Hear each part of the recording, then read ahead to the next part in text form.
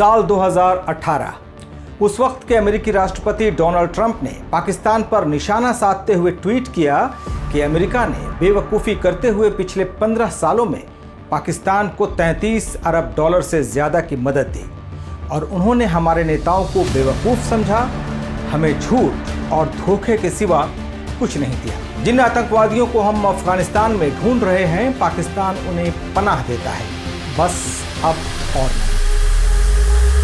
वही ट्रंप अपने दूसरे कार्यकाल में पाकिस्तान की तारीफ करते हैं, यहां तक कि उसके army chief general Asim Munir को व्हाइट हाउस में लंच पर बुलाते हैं।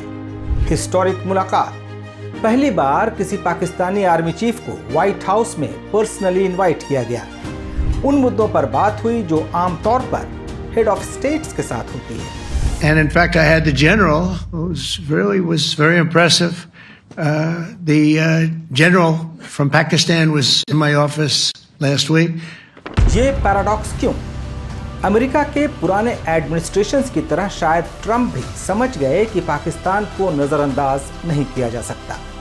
दोनों देशों के बीच हमेशा से कॉम्प्लेक्स रिश्ते रहे हैं, उनके बीच कोई भरोसा नहीं। इसके बावजूद अमेरिका लगातार पाकिस्तान को इकोनॉमिक, मिलिट्री और डिप्लोमेटिक मदद देता आया है।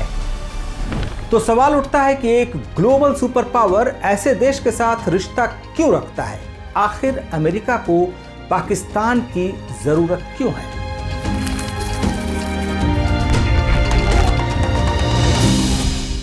समझने के लिए चलिए शुरू से शुरू करते हैं। पाकिस्तान नया देश है, 80 साल से भी कम की राजनीतिक उम्र और आधी सदी तक सेना का शासन।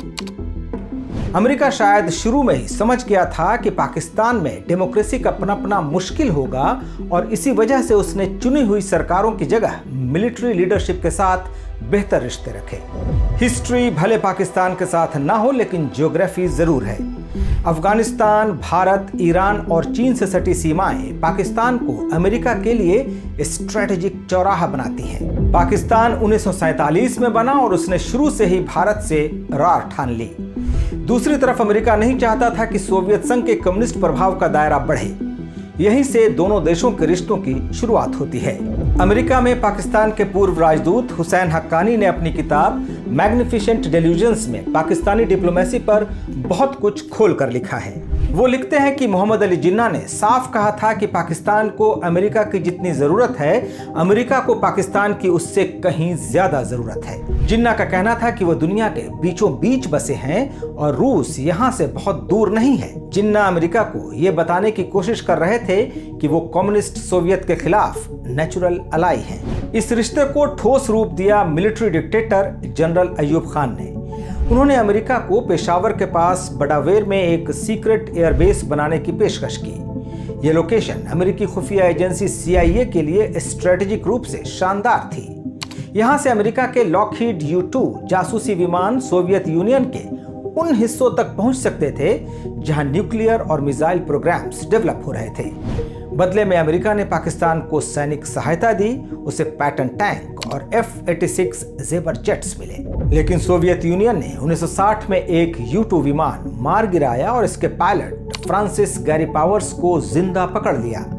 इसके बाद सोवियत प्रीमियर निकिता क्रुश्चोव ने पाकिस्तान को चेतावनी दी कि उन्होंने अपने मैप पर पेशावर को लाल रंग से घेर दिया है।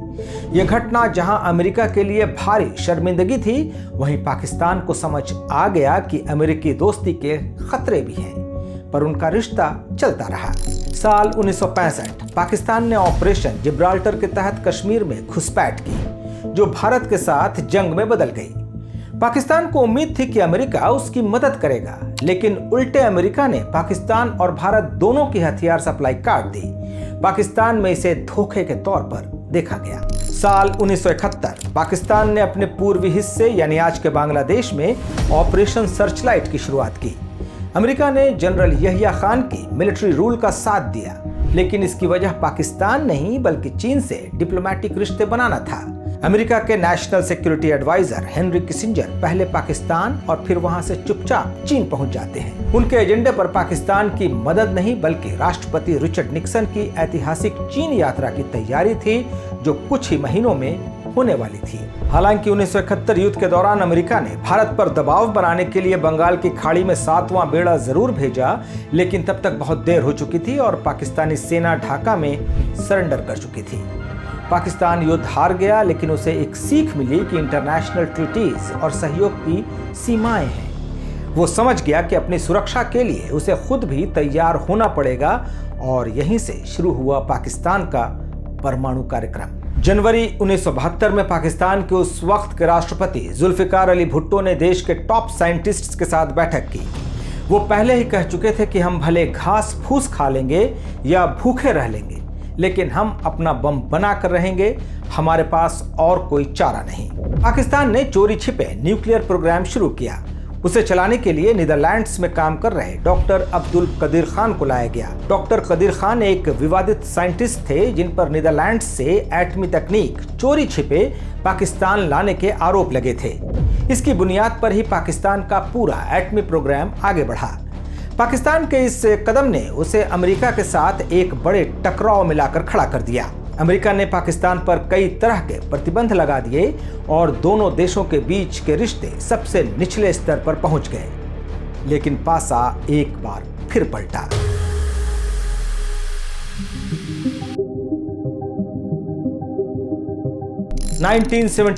अफगानिस्तान पर सोवियत हमले ने पाकिस्तान को एक बार फिर से अमेरिका के करीब ला दिया। इसी साल ईरान में भी क्रांति हो चुकी थी और वो कट्टर इस्लामी राष्ट्र बन चुका था जो अमेरिका के खिलाफ था। पाकिस्तान की सीमा दोनों देशों से लगती है, जो अमेरिका अपने फायदे के तौर पर देख रहा था। उस वक्त पाकिस्तान पर जनरल जियाउल हक का मिलिट्री रूल था, जिन्होंने सत्ता में आने के बाद भुट्टो को फांसी दे दी थी। अमेरिकी प्रेसिडेंट जिमी कार्टर ने पाकिस्तान को $400 मिलियन की मदद की, तो जनरल जिया ने इसे ऊंट के मुंह में जीरा बताते हुए ठुकरा दिया। वो इतना सस्ता सौदा नहीं करना चाहते थे।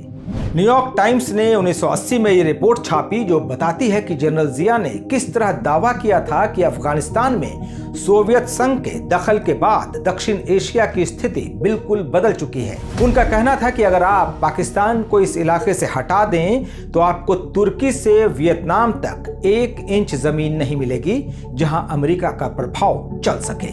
1981 में रोनाल्ड रेगन के राष्ट्रपति पद की शपथ लेने के बाद पाकिस्तान को $3.25 अरब का मिलिट्री और इकोनॉमिक पैकेज मिला। इसमें F-16 लड़ाकू विमान भी शामिल थे।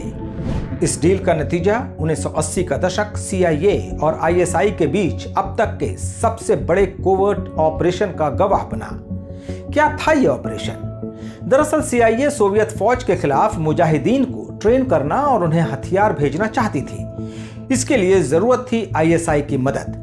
CIA के डायरेक्टर हुआ करते थे विलियम केसी और ISI के director general Akhtar Abdul Rahman. Pulitzer prize जीत चुके स्टीव कॉल अपनी किताब डायरेक्टोरेट एस में बताते हैं कि केसी और अख्तर घंटों मीटिंग करते थे।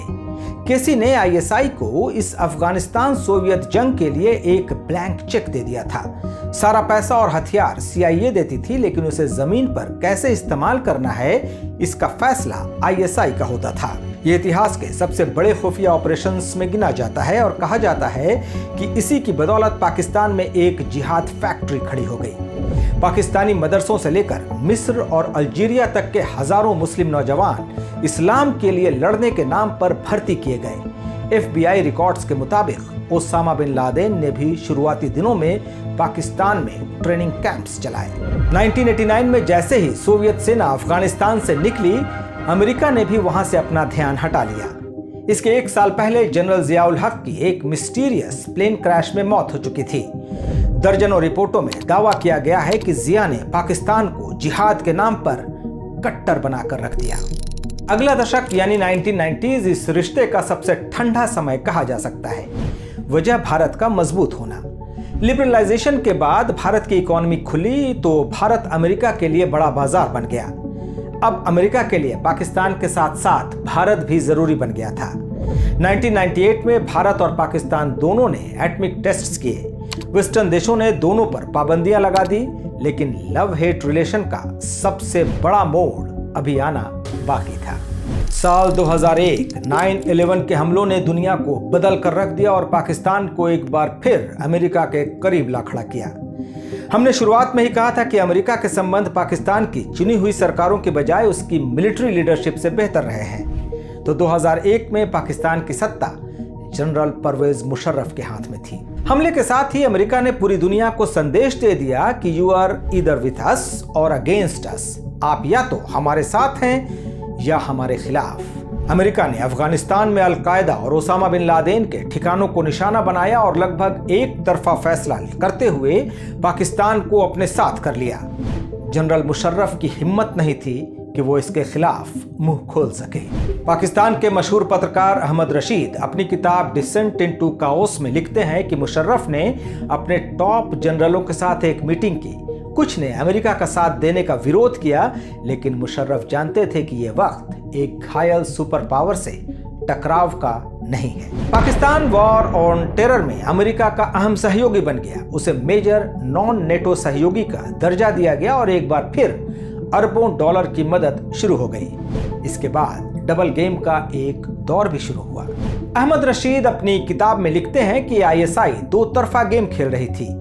एक तरफ वो तालिबान को सुरक्षा दे रही थी, वहीं दूसरी तरफ इस दो तरफा नीति में अलकायदा के अरब और गैर अफगान लड़ाकों को अमेरिका को सौंपना शामिल था। दरअसल पाकिस्तान अफगानिस्तान में ऐसी सत्ता चाहता था जो उसका साथ दे और जिसकी मदद से वो भारत को बैलेंस करता रहे। इस डबल गेम का पर्दाफाश 2 मई 2011 को हुआ, जब अमेरिकी नेवी सील्स ने पाकिस्तान को बिना बताए एबटाबाद में ओसामा बिन लादेन को मार गिराया।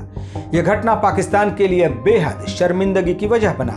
बिन लादेन के पाकिस्तान में होने की दो ही वजह हो सकती थी। या तो पाकिस्तानी खुफिया एजेंसियां इतनी नाकाबिल थीं कि उन्हें अपनी नाक के नीचे रह रहे दुनिया के मोस्ट वांटेड का पता नहीं चला, या फिर वे बिन लादेन को कवर दे रही थी। ब्रूस रिडल, जो CIA में लंबे समय तक काम कर चुके हैं, अपनी किताब डेडली एम्ब्रेस में लिखते हैं कि इस घटना ने दोनों देशों के बीच बचे खुचे भरोसे को भी खत्म कर दिया।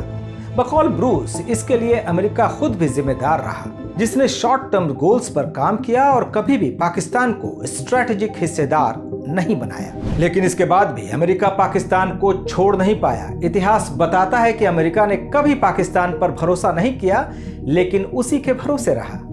आज ये रिश्ता मुख्य रूप से 3 वजहों से कायम है।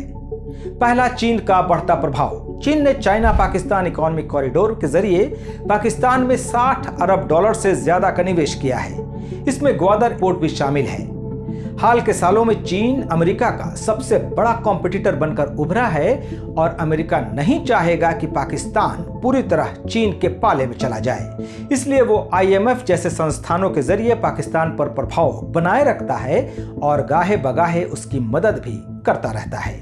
दूसरा, ईरान पर नजर। ईरान के साथ पाकिस्तान की 900 किलोमीटर से भी लंबी सीमा अमेरिका के लिए ईरान की एक्टिविटीज, खासकर उसके न्यूक्लियर प्रोग्राम्स पर नजर रखने के लिए स्ट्रेटेजिक रूप से बहुत अहम है। हाल के ईरान इजराइल संघर्ष के दौरान भी जब सार्वजनिक रूप से पाकिस्तान ने इजराइल की निंदा की, मुनीर और ट्रंप की मुलाकात से ये संकेत मिले कि ईरान के साथ संघर्ष में अमेरिका पाकिस्तान को अपने पाले में रखना चाहता है। और तीसरा, लूज न्यूक्स का डर। ये शायद सबसे बड़ी वजह है। पाकिस्तान के पास आज 170 से ज्यादा न्यूक्लियर वेपन्स बताए जाते हैं। अमेरिका और पश्चिमी दुनिया का सबसे बड़ा डर यही है कि अगर पाकिस्तान में डेमोक्रेसी कमजोर पड़ती है तो ये न्यूक्लियर वेपन्स खतरनाक हाथों में जा सकते हैं। अमेरिका किसी भी कीमत पे रिस्क नहीं लेना चाहेगा। तो ये एक लंबी और उलझी हुई कहानी है जहां अमेरिका और पाकिस्तान न दुश्मन है न दोस्त। ये मैरिज ऑफ कन्वीनियंस है जिसकी बुनियाद प्यार और कमिटमेंट पर नहीं बल्कि जरूरत और फायदे पर टिकी है। जब तक पाकिस्तान की जियोपॉलिटिकल लोकेशन, उसके एटमी हथियार और रीजनल कॉन्फ्लिक्ट्स उसके हक में रहेंगे, अमेरिका इस रिश्ते को तोड़ नहीं सकता। नमस्कार।